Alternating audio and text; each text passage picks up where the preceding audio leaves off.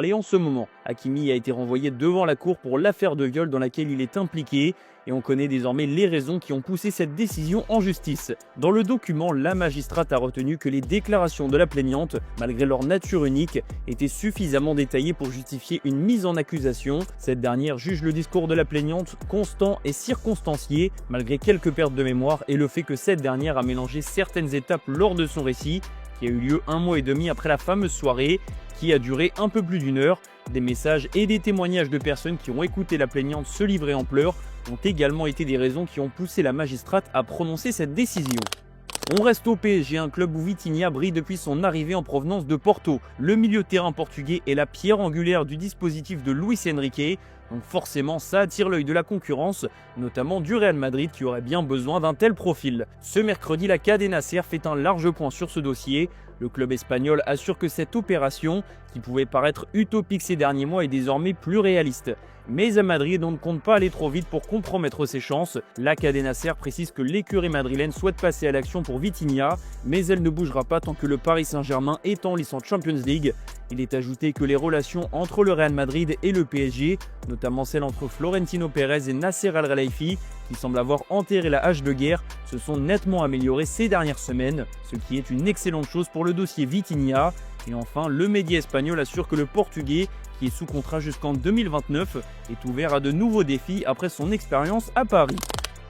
On va rester du côté du Real Madrid, où les dernières infos concernant Kylian Mbappé ne sont pas forcément rassurantes. Marca explique que Kylian Mbappé va faire une pause, lui qui ne serait pas totalement satisfait de comment le staff médical madrilène a géré ses soucis, donc Mbappé ne jouera plus jusqu'à ce que ses problèmes au genou gauche disparaissent définitivement. Jouer sans être à 100% comme ce fut souvent le cas ces derniers temps, c'est terminé.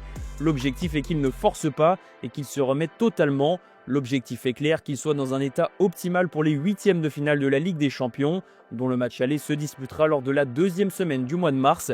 En cas de qualification bien sûr, autant dire que sa présence dans le groupe tricolore pour les 2 matchs amicaux aux USA face à la Colombie et au Brésil le 26 et 29 mars est loin d'être évidente et que de nouvelles étincelles risquent de sauter entre le Real Madrid et la FFF. La semaine dernière, José Luis Chilavert avait fait polémique en lâchant une déclaration assez folle sur Kylian Mbappé et Vinicius Junior. Ses propos ont fait le tour du monde et il a décidé d'en remettre une couche. Cette fois, sa cible s'appelle Thibaut Courtois. Il a volé sa copine à son coéquipier De Bruyne et il parle de valeur. Prestiani, Vinicius l'a insulté de trouillard de merde, Mbappé lui a dit putain de raciste. Donc eux ils peuvent t'insulter mais tu ne peux rien dire. Lamentablement, il faut dire à Courtois que la Belgique est contrôlée par les musulmans avec qui ils sont complaisants et ils tapent et tuent leurs femmes. Les valeurs d'Amérique du Sud sont pro-famille. Il faut aussi dire à Courtois qu'il apprenne à jouer avec les pieds et à sortir de la surface. C'est un gardien moyen, a indiqué le Paraguayen à Radio Rivadavia. Après la sortie homophobe de la semaine dernière, Chilavert se transforme en islamophobe. Restons en Espagne et parlons du Barça. Ces derniers jours, il est souvent question de la relation délicate entre Joan Laporta et Léo Messi, un sujet qui revient encore plus avec les élections pour la présidence du club. Le retour de l'Argentin à Barcelone dans un rôle administratif ou honorifique est un enjeu majeur de ces élections. Chaque candidat souhaite rapprocher la Pulga du club, alors que les relations entre le meilleur joueur de l'histoire barcelonaise et Joan Laporta sont plutôt mauvaises. Une situation qui agace clairement Messi, comme l'indique le journal Marca. Le joueur argentin n'apprécie pas que son image soit utilisée par les candidats, surtout qu'il a décidé de ne pas prendre position dans ces élections. Plusieurs candidats l'ont approché pour le convaincre de se joindre à leur projet, mais il les a tous recalés. Son entourage a confirmé au journal que Messi ne compte pas s'impliquer dans ces élections et qu'il ne s'exprimera pas publiquement. Les socios du Barça sont donc prévenus, Messi n'a choisi aucun camp. On va évoquer l'Atlético de Madrid et Julián Álvarez. L'attaquant argentin semblait être l'arme offensive numéro 1 en début de saison, mais les choses ont bien changé depuis. Álvarez est beaucoup moins efficace, il a même été remplaçant lors des 2 derniers matchs de Liga. Et même s'il a marqué à l'aller contre Bruges, le champion du monde 2022 n'y arrive pas beaucoup plus. Il a d'ailleurs reçu la pire note de son équipe hier soir. Les supporters, eux, commencent clairement à en avoir marre. Et Álvarez a été sifflé par une partie du Metropolitano, même si certains l'ont aussi applaudi à sa sortie. Les rumeurs concernant son avenir et un possible départ au Barça, qu'il ne dément pas vraiment d'ailleurs, ne plaident pas en sa faveur et irritent aussi les fans. La situation de Julián Álvarez est donc très floue.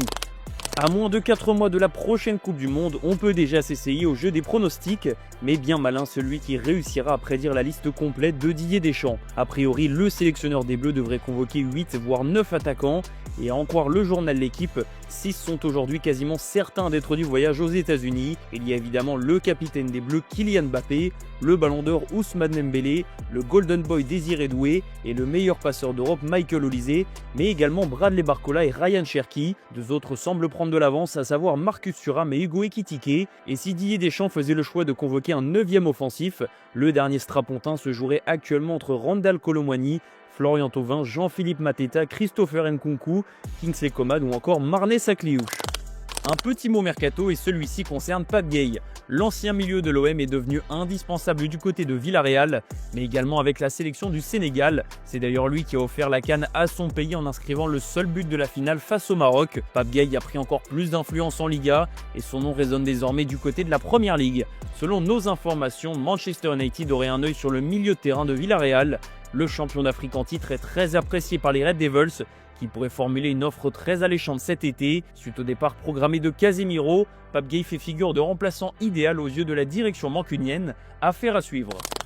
Petit tour par la Turquie où le club de l'Adana Demirspor vit un véritable cauchemar depuis 2 saisons. Lors de la saison 2023-2024, l'Adana Demirspor comptait dans ses rangs Mario Balotelli, Nani, Mbaye Niang, Younes Belhanda, Benjamin Stambouli ou encore Youssef Attal.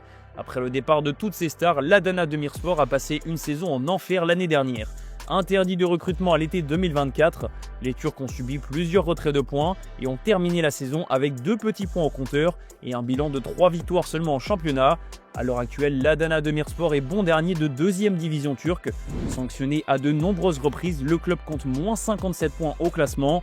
Avec 3 matchs nuls et 24 défaites en 27 matchs, la fédération turque a infligé 60 points de pénalité à l'Adana, déjà condamné à la descente en 3e division. À la même période l'année dernière, le club était en première division. Une dégringolade qui n'est pas que sportive, parce que le club a annoncé début février que la direction du club avait été démantelée suite à l'implication et l'arrestation de son président, Murat Sanca, qui avait été impliqué dans le vaste scandale des paris sportifs qui a secoué la Turquie ces dernières semaines. Résultat, les supporters ont pris le contrôle du club, plus que jamais à la dérive.